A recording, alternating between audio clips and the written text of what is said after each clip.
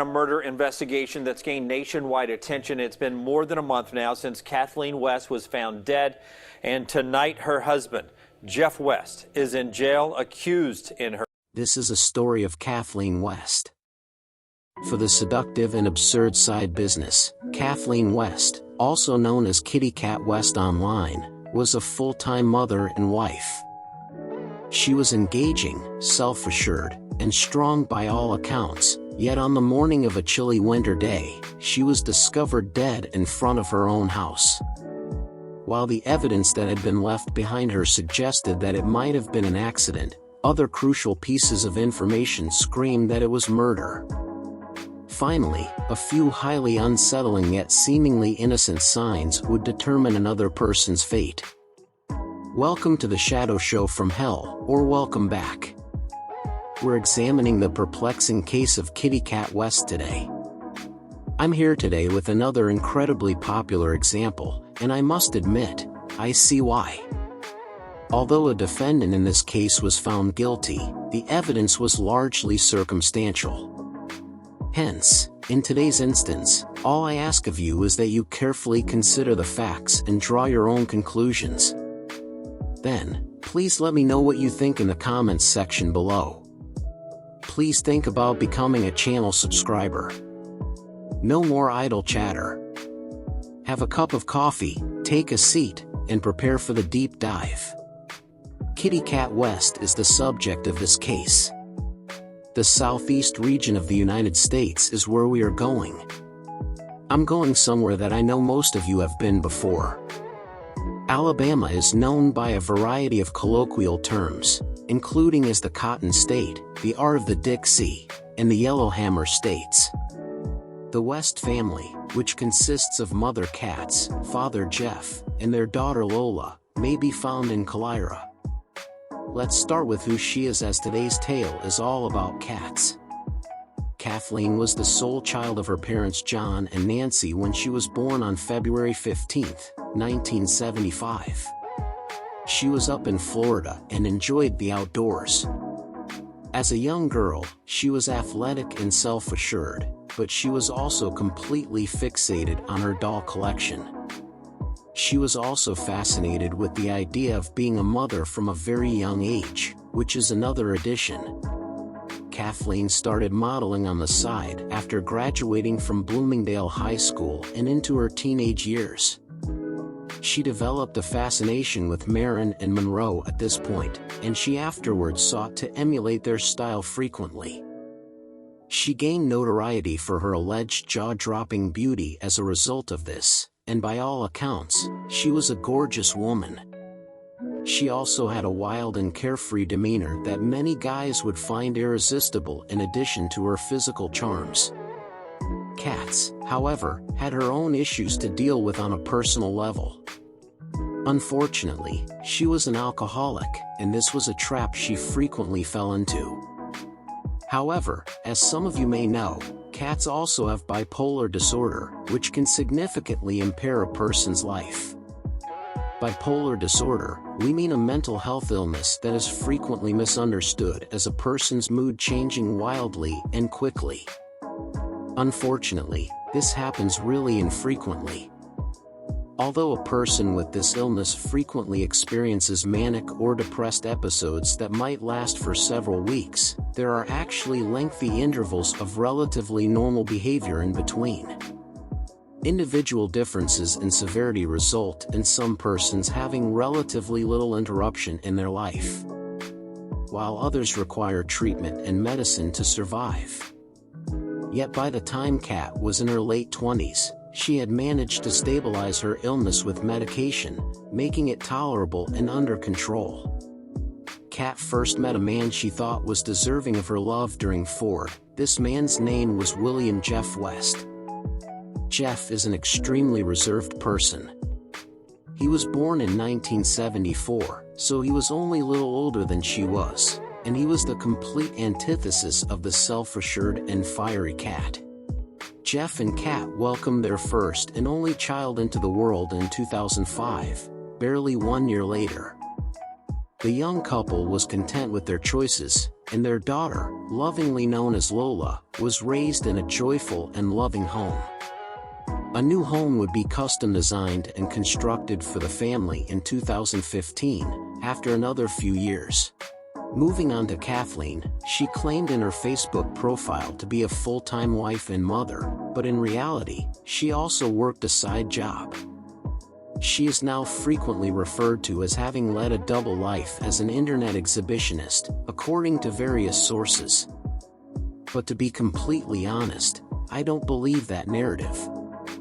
Well, she was a model and a cam girl, but that doesn't make this any more mysterious. Posting under the name Kitty Cat West, Kat often offered her the stuff around inspiration from Marilyn Monroe. Additionally, her content, which was only available to fans for $1,599 per month, frequently featured suggestive underwear photographs. Also, the so-called Kitty Cat West would publish stuff on her Instagram, which at the time had over 51,000 followers, and on Twitter. She also belonged to a club on Facebook called the Cougar Club, which is for older women who are, quote, beautiful, smart, and classy and who guys of all ages find attractive. Now, in spite of the humid, the couple was happy and did not experience any tension or unease as a result of Kathleen's side business. Jeff was actually pleased to assist her with her business and frequently snapped photos for her subscribers. Both fortunate and appreciative, Kathleen felt. Although glamour modeling wasn't the most usual profession for a mother and wife, it did contribute to the enhancement of her already vivacious and self-assured attitude. Certainly, the West family had it all, and despite not being extraordinarily wealthy or successful, they were happy and pleased. You may already be aware of the fact that this period of comfort would not last forever. Having kids can be challenging for a number of reasons. Everyone prefers to concentrate on the obligation they have towards the children. The health of the parents themselves is another issue that is frequently disregarded. Now, since I'm not a parent, please don't quote me on this. But having pleasure on your own is really difficult to manage while caring for your kids and working a full-time job. Jeff and Kathleen are now aware of this.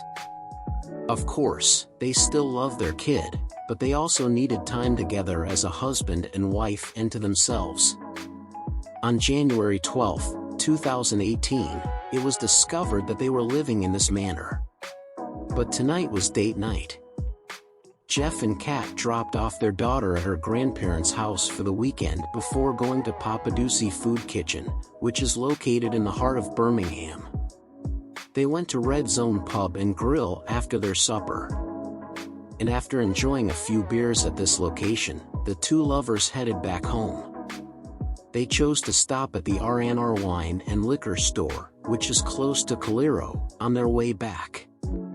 Jeff can be seen purchasing a bottle of Jameson whiskey on surveillance video. The bottle of Lucid Absinthe First Out is chosen by Kat. Here, the couple appeared to be very content and even playful.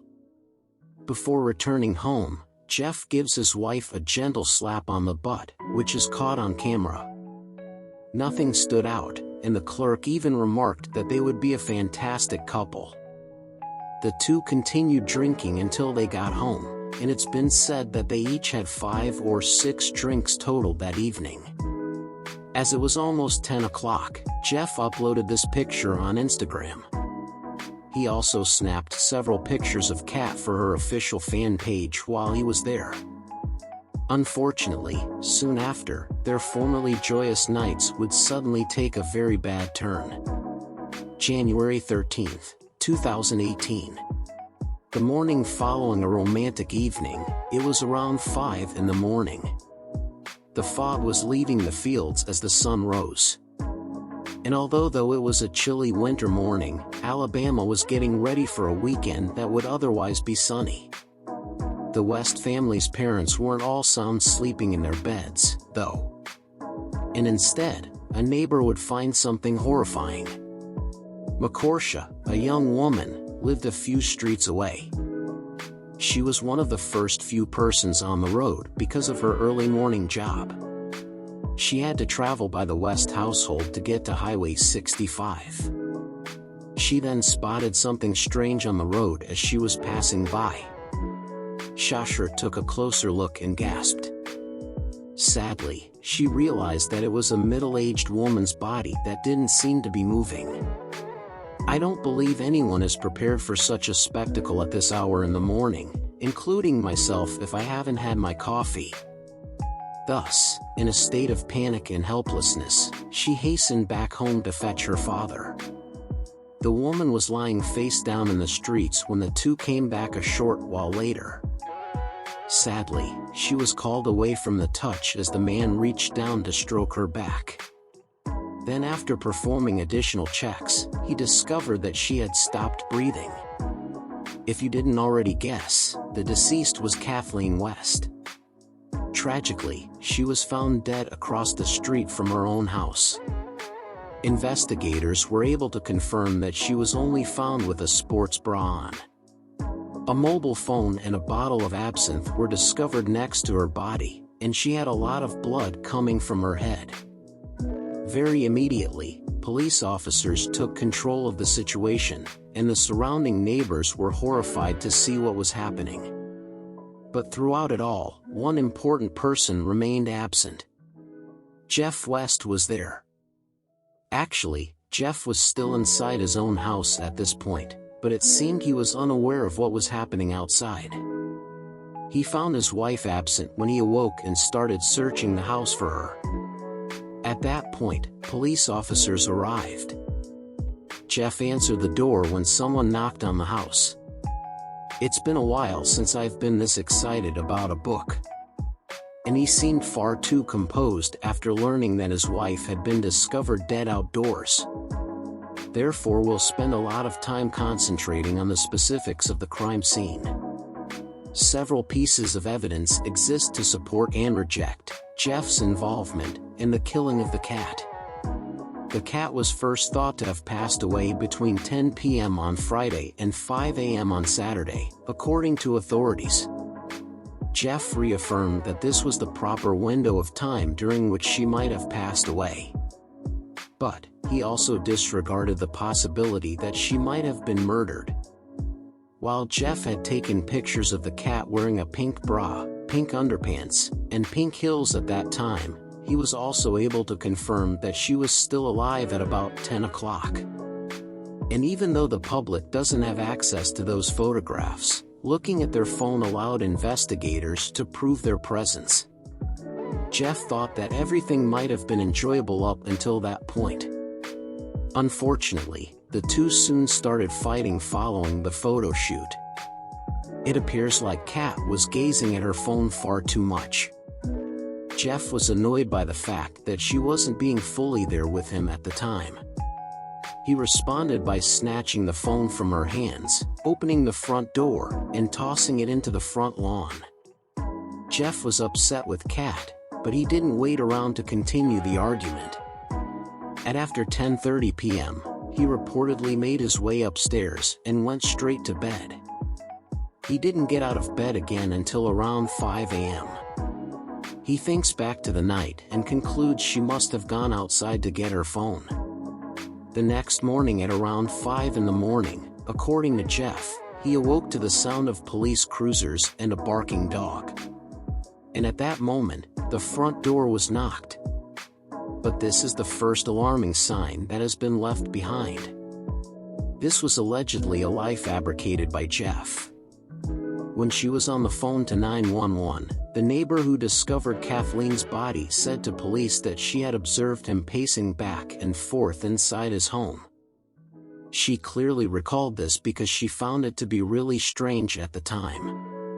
Officers were unsure of how to handle the issue at this point.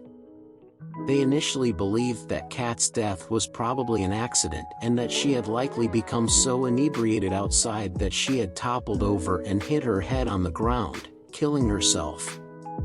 Also, she seemed to be acting in a manner that wasn't unusual for her given her history with alcohol. She was frequently erratic and animated while intoxicated. The family's trampoline was used as an illustration of a pretty common scene. Yet once an official autopsy was performed and detectives expanded their inquiry to look into possible killings, things between Jeff and Kat seemed to be falling apart. An autopsy revealed that Kat had a blood alcohol level of 0.23% at the time of her death, which was 3 times the legal limit. Despite the fact that semen was found on a swab, the sample's low sperm count prevented it from being correctly matched to anyone. The forensic pathologist who conducted the autopsy determined that blunt force trauma to the head was the cause of her demise. He continued by saying that, at 5 feet 4 inches tall, Kat, a head wound from a fall was extremely unlikely. He also emphasized how the length of the incision matched the size of the liquor bottle that had been discovered at the crime scene. When Police Sergeant Melhoff arrived on the scene, he observed that the bottle of absinthe near to Kat's body and her mobile phone were in an extremely peculiar position. The bottle was arranged similarly to how you would arrange a phone. It would have been exceedingly unlikely for Kat to collapse into this posture if she had unintentionally felt her death. The officer could come to no other conclusion but that it must have been arranged that way by someone else. Jeff's thumb and ring fingerprints were a positive match in the bottle of absinthe, according to forensic analysis. Because the prints were facing down, Jeff must have held the object by the neck. The analysis also discovered signs of Kat's blood on the bottom of the bottle, adding to this alarming fact. It's important to note that this does not necessarily imply that Jeff handled the bottle in a passive-aggressive manner. He may have grabbed it by the neck and from below. After removing the bottle from the grocery bag, officers reportedly observed 2 distinct pools of blood outside the family house, which is another odd and alarming hint. On the family's lawn and in the street where she was discovered, there were separate pools of blood. This implies that for Kat to have passed out on her own volition, she would have had to stumble, bleed out heavily, get to her feet, cross the streets, and then fall again. And this made no logical sense to the police at all. Examining the digital forensics of the evening revealed that Kat's final movements were recorded in the health app on her phone to be between 10:45 and 10:54 p.m. She moved 64 meters before everything stopped moving.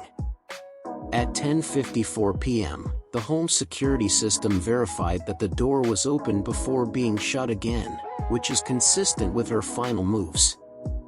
It's been a while since I've done this, but I'm going to try again. Additionally, Jeff's smartphone verified that his final 18 steps were taken between 11:03 and 11:10 p.m., which was only 7 minutes after the door was closed and Kat's movement was halted. The following morning, from 5:12 p.m. to 5:22 a.m., Jeff made a total of 59 steps, which were recorded on his cell phone.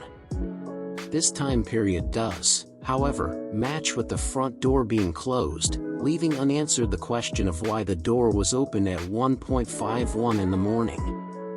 It's important to note that none of the mobile health app gadgets will indicate movement unless there was motion for sure.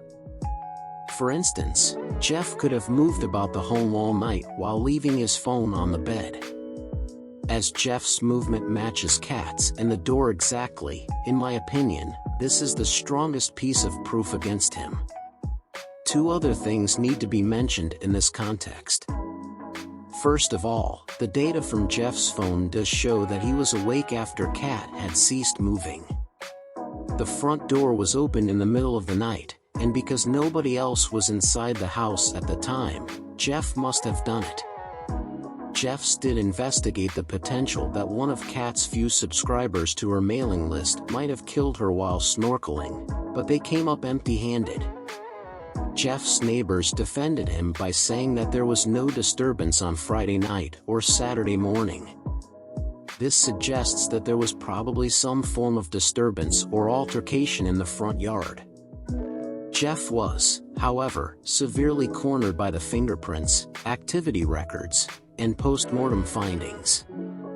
After 6 weeks of intensive investigation, on February 22, 2018, the police decided to detain Jeff West and charge him with murder. That morning, he spoke with police outside his house before being taken to Shelby County Jail. His bond was set at $500,000, so there was no chance he would be released before his trial. Jeff received a plea agreement before his trial even started, and if he admitted to killing his wife, he would have been instantly released for time already served.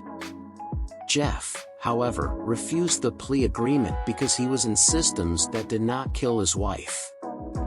As a result of his fierce defense of his assertions that she must have died accidentally, Jeff was forced to remain in custody until his trial, which wouldn't take place until November 2020, nearly 3 years after his wife's passing. Try to keep in mind all of the data and proof we've discussed as we move into the court hearings of this case. The evidence used by the prosecution to support its assertion that Jeff killed his wife by striking her in the skull with a liquor bottle includes the autopsy report, fingerprints, the security system, and their device movements. Blood from a cat was also detected on a garment that was discovered in a hamper and on a towel that was in the master bedroom. Together with all of this worrying information, they also drew attention to the numerous bloody puddles and the oddly situated bottle. The cat must have fallen and died accidentally, according to the defense. They made no attempt to suspect or include a third person, so any proof of killing would ultimately belong to Jeff. It was also noted that neither blood nor DNA was discovered on Jeff's hands or clothing. There was no evidence of a battle or a fight, and neither brain tissue nor hair scalp were discovered on the Lucid absentee bottle. Neither within the house. Jeff repeatedly insisted that he had never hit or damaged his wife and repeatedly affirmed that he had never hit her. "I would never intentionally damage my wife." It was stated that this case most likely gained public attention as a result of the cat's modeling for OnlyFans. The jury was under a lot of strain because they were supposed to decide impartially. Over the course of the 5-day trial, numerous texts and voicemails were quoted, demonstrating how frequently the pair quarreled. These disagreements were on insignificant issues that, by themselves, did not call for any cause for severe concern, but they did reveal a small issue in the marriage. In a text message sent by Kat to Jeff, only 8 days before her death, she said, "I know you're hesitant to tell me that you don't want to be with me, but it's only hurting me more by lying." Jeff replied, "If you don't want me, say it's baby, I want you," in response to this message. "Do you desire me?" As New Year's Eve passed, we never really discussed it. After that, Kat cautioned him, saying he was wasting 14 years of marriage. After this, she sent a nude photo with the message, "Thank you for making me feel sexy, though." It was also discovered that Kat's sex life was not fulfilling.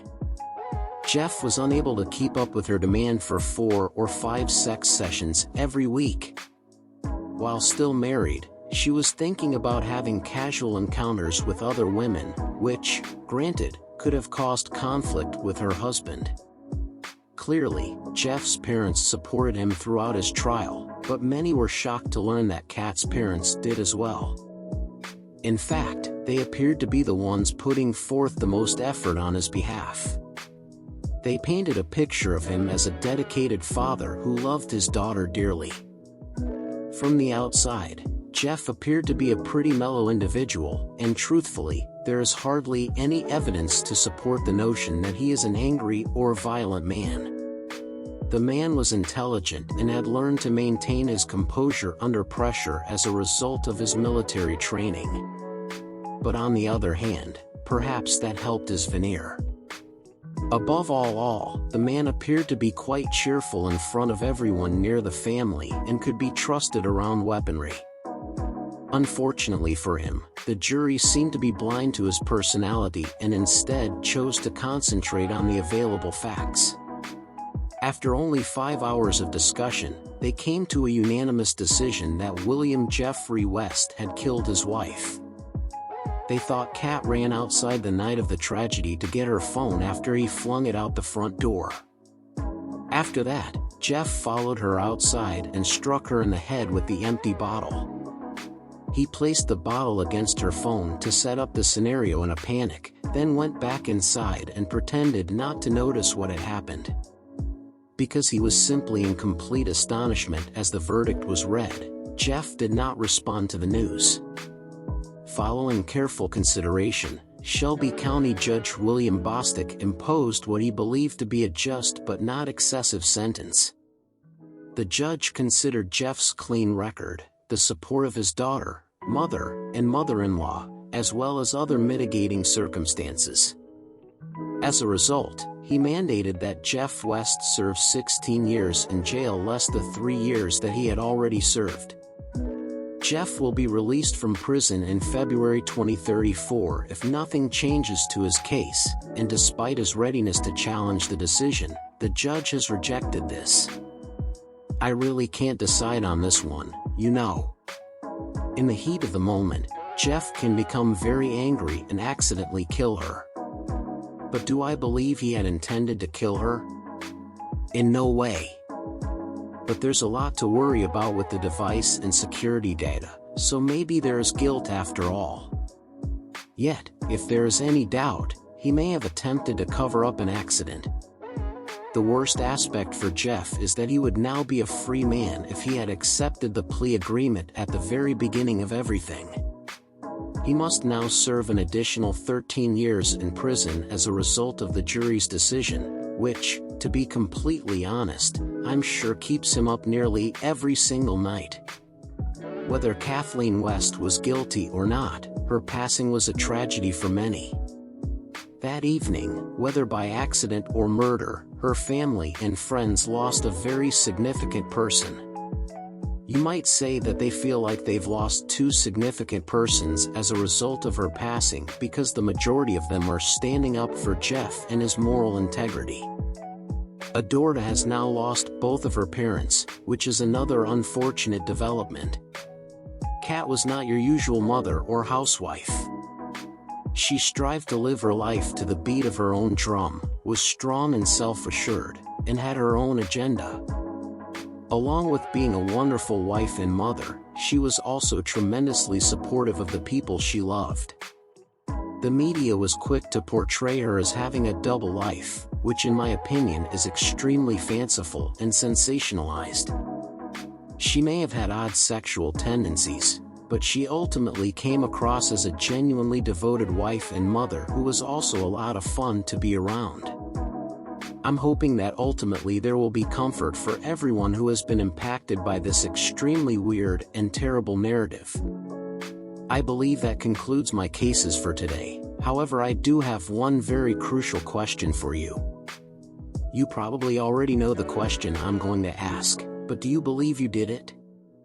Do you believe he murdered his own wife after taking into account all we discussed today, including the health data, security data, and fingerprints as well? Again, please let me know in the comments section below what the general consensus is, since I'm honestly curious to know. Nevertheless, I really appreciate you seeing this video with me today about the Hell Shadow Show. If you thought this case was informative or fascinating, don't forget to subscribe if you haven't already and to like the video. I'll be back soon with another video, but until then, take care of yourself, take care of each other, and, of course, remain safe. I'm sorry and goodbye.